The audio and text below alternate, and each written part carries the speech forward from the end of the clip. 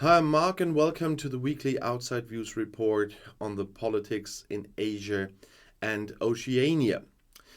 Doctors Without Borders warn that the free trade agreement negotiations between the European Union and India will make it more difficult for poorer countries to access generic drugs. There is a risk that Indian manufacturers will only be allowed to copy original medicines from pharmaceutical companies in the EU after a longer period than is currently the case, said the expert for access to medicines, Melissa Scharwe, to the German press agency. This danger opens up due to a published draft of the free trade agreement, she said.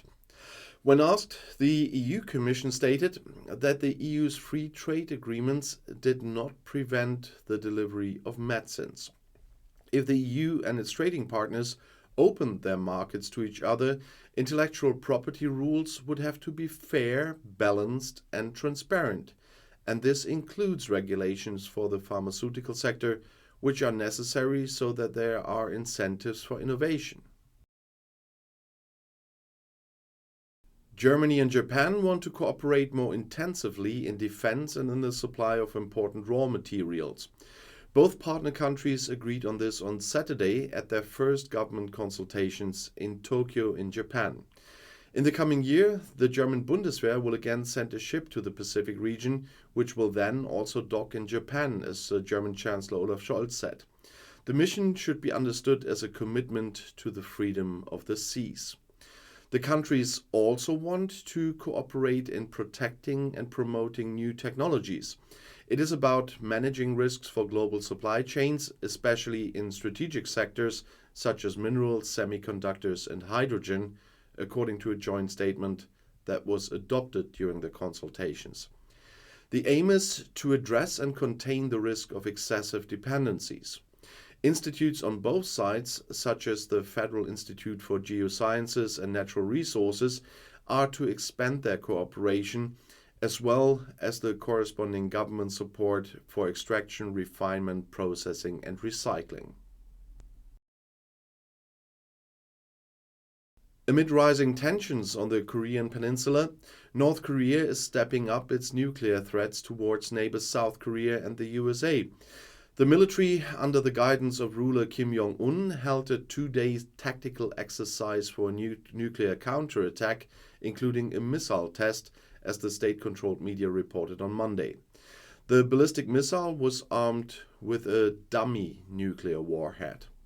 The exercise was also reportedly intended to provide a stronger warning to the United States and South Korea in light of their ongoing military drills. The governments in Washington and Seoul deny North Korea's accusations that their joint military maneuvers are preparing for an attack. The German human rights policy spokesman for the Liberal parliamentary group, Peter Haidt, defended the trip to Taiwan by Federal Education Minister Bettina Stark-Watzinger, also from the Liberals.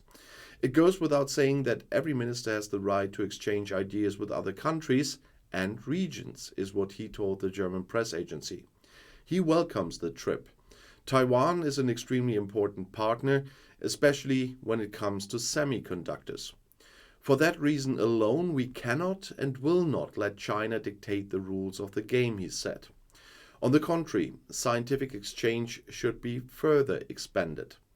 Stark-Watzinger is traveling to Taiwan today when I'm filming this and talks with government, science and business representatives, primarily from the fields of education, research and technology, were planned for today and tomorrow in the capital Taipei. According to the ministry, it is the first German ministerial visit to the Democratic Island Republic in 26 years. The last federal minister to travel there in 1997 was the then economics minister Günther Rexroth, also from the Liberals. Before a visit to Moscow, Chinese head of state and party leader Xi Jinping emphasized Beijing's objective and impartial position on the war in Ukraine. China would be making active efforts to support peace negotiations and reconciliation. Xi wrote in an article for the Russian government newspaper Rossiyskaya Gazeta, which was published on Sunday. Likewise, Russian President Vladimir Putin wrote an article for the Chinese newspaper Renmin Ribao ahead of Xi Jinping's visit today when I'm filming this. If the Ukraine conflict were to be settled, the goals and principles of the UN Charter would have to be observed, wrote the Chinese head of state and party. The reasonable concerns of all states in the field of security must be taken into account. All efforts to resolve the Ukrainian crisis should be supported. It is important to maintain the stability of the global production and supply chains. The Chinese leadership had already expressed similar considerations on the anniversary of the Russian war of aggression in February. Like Putin, Xi opposed a world order dominated by one power in the article. The international community sees very clearly that no one country in the world is superior to all others, he wrote, without mentioning the United States directly. Like Putin, Xi also invoked close Russian-Chinese cooperation. The heads of state and government of Japan and South Korea want to resume their mutual diplomacy visits. This was agreed by Japanese Prime Minister Fumio Kishida and South Korean President Yoon Suk-yeol at their summit in Tokyo on Thursday.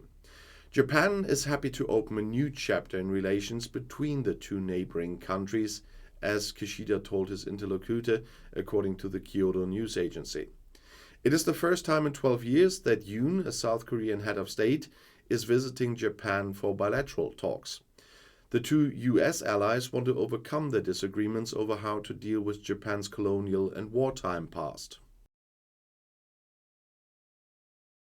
The US, the UK and Australia have agreed on a concrete timetable to equip Australia with nuclear-powered submarines. The declared goal of the alliance is to strengthen security and military deterrence in the Indo-Pacific, where China is also trying to expand its power. Shortly before a meeting of the heads of government of all three countries in San Diego, senior US officials presented the details of this new schedule. According to this, the United States and Great Britain want to station submarines in Australia on a rotating basis from 2027. In the 2030s, Australia is then expected to build its own fleet of nuclear submarines. It is about a nuclear propulsion system, not about nuclear armament. First, the country will buy submarines from the United States, it's said. In the long term, the three countries plan to jointly develop a submarine model that will eventually be built in Australia itself. Security experts see the alliance and its large-scale project primarily as an attempt to counter China's increasing striving for power in the Indo-Pacific, even if the three countries assure that their alliance should not send a signal to a single country. New Zealand is following other Western countries and is taking actions against the video app TikTok, which belongs to a Chinese company, and they say it's for security reasons. According to media reports, the app will be blocked on all mobile phones and other devices with access to the Parliament network, including MPs' phones, and that by March 31st. This was reported by Radio New Zealand and other media. Prime Minister Chris Hipkins said, according to Radio New Zealand, he had not yet been informed of the parliamentary administration's decision. He himself does not use TikTok. Company ByteDance's app has already been banned from government cell phones or MPs' devices in Canada, Australia, also the UK and the US over security concerns. Global tensions are rising following the Chinese spy balloon incident earlier this year, said New Zealand's leading cybersecurity firm CyberCX, which called the TikTok ban necessary. There are legitimate concerns around the world about the Chinese government's access to and use of TikTok data, the company said in a statement. After a break of almost 10 years, the EU and Thailand are resuming negotiations on a free trade agreement.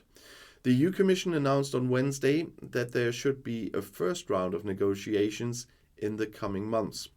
Both sides began negotiations on a free trade agreement for the first time in 2013, but suspended them after the Thai military took power in 2014. The focus should be on the topic of sustainability, among other things. The Commission announced that a study will be commissioned to analyze the economic, ecological, human rights, and social impacts of an agreement. The EU is Thailand's fourth largest trading partner and third largest investor in the country. Nevertheless, the Union is underrepresented in important areas such as renewable energy, electric vehicles, and semiconductors, they said. And this concludes this week's video on Asia and Oceania, but you find the next one right here in the end screen. I'll see you there. I'll be back.